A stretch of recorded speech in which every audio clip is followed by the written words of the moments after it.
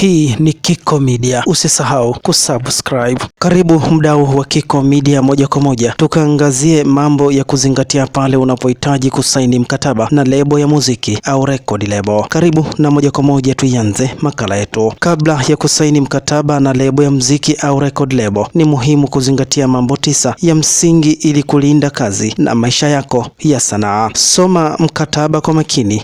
Elewa asilimia za mapato, haki miliki, muda wa mkataba, majukumu ya lebo, ada ya usajili, haki ya kutoa nyimbo, uwezo wa kusimamia wasanii, msaada wa kimasoko au kuwa na mwanasheria wako binafsi. Karibu moja kwa moja tuangazie pointi moja baada nyingine, mambo 9 ya kuzingatia pale unapohitaji kusaini mkataba katika lebo ya muziki. Moja ni kusoma mkataba na kuuelewa vizuri. Usisaini kitu usichokielewa. Hakikisha kila kipengele kimeelezwa wazi katika mkataba. Kama kuna sehemu hujaielewa, ni bora kumshirikisha mwanasheria ili akufafanulie kuliko kulazimisha halafu uje ujutie baadaye. Kosa wanalolifanya watu wengi wanapotaka kusaini mkataba ni kuangalia kipengele cha mshahara au mapato bila kujali vipengele vingine, jambo ambalo ni hatari kwa kazi yako ya sanaa.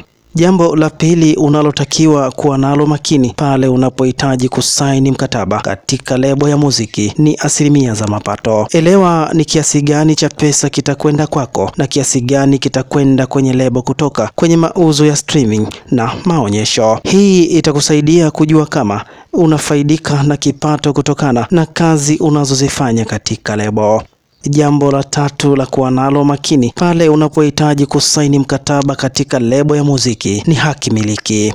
Haki miliki katika muziki ni haki ya kisheria inayolinda kazi za kibunifu kama vile nyimbo, melodi na rekodi. Inazuia watu wengine kutumia kazi hiyo bila ruhusa, ikijumuisha haki ya kunakili, kusambaza, kucheza nyimbo hadharani. Wasanii wanapaswa kutambua haki zao ili kulinda kazi zao na kupata mapato. Ni vyema kujua wewe mwanamuziki au lebo ni nani ni mmiliki wa kazi unazozifanya katika lebo, na kama lebo ndiyo ina haki miliki ya nyimbo hizo, mkataba ukiisha hutakuwa na haki ya nyimbo hizo hata kama utakuwa umeondoka kwenye lebo. Utakachokifanya ni kujipanga upya na kuanza kuandaa nyimbo zingine.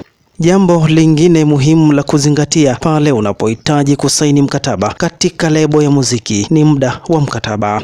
Kuzingatia muda wa mkataba ni kipengele muhimu cha kisheria ili kuepuka migogoro. Hakikisha tarehe ya kuanza na kumaliza ziko wazi. Elewa taratibu za kuvunja mkataba kama kutoa taarifa mapema na kufuata sheria za kazi ili kuhakikisha haki za pande zote mbili zinalindwa. Jambo la 5 la kuzingatia pale unapohitaji kusaini mkataba katika lebo ya muziki ni majukumu ya lebo.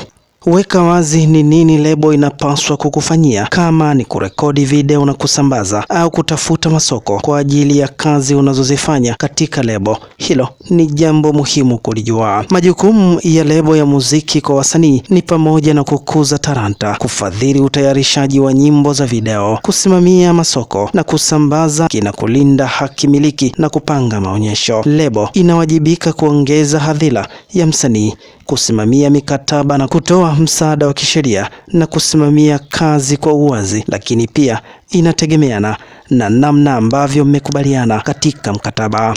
Jambo la 6 la kuzingatia pale unapohitaji kusaini mkataba katika lebo ya muziki ni haki ya kutoa nyimbo. Muda wa kuandaa nyimbo katika lebo hupangwa kimkakati. Mara nyingi inalenga matukio maalum kama sikukuu au kufuata ratiba ya maandalizi ya album au EP, kama vile kuandaa nyimbo nyingi na kuchagua zilizo bora zaidi ili kukidhi mahitaji ya soko. Wasanii wanaweza kutoa nyimbo moja, yani single, au EP, yani album, kulingana na mikataba yao ambayo wameijaza katika lebo zao. Jambo la 7 la kuwa nalo makini pale unapohitaji kusaini mkataba katika lebo ya muziki ni uwezo wa kusimamia wasanii. Lebo zenye uwezo wa kusimamia wasanii ni zile zenye management yenye watu sahihi, uwekezaji wa kifedha na mikataba mizuri inayozingatia maslahi ya pande zote mbili. Kwa hapa nchini Tanzania, lebo kama Wasafi, Konde Music zimeonyesha umahiri wao wa namna ambayo ambavyo unaweza kumanage wasanii. Jambo la 8 la kuzingatia pale unapohitaji kusaini mkataba katika lebo ya muziki ni masoko au promotion. Hakikisha lebo ina mpango madhubuti wa kutangaza kazi unazozifanya katika lebo ili ziweze kuwafikia watu wengi zaidi duniani. Na jambo la 9 la kuzingatia pale unapohitaji kusaini mkataba katika lebo ya muziki ni kuwa na mwanasheria wako binafsi. Ni muhimu kuwa na mwanasheria na mtaalamu wa masuala ya muziki kupitia mkataba kabla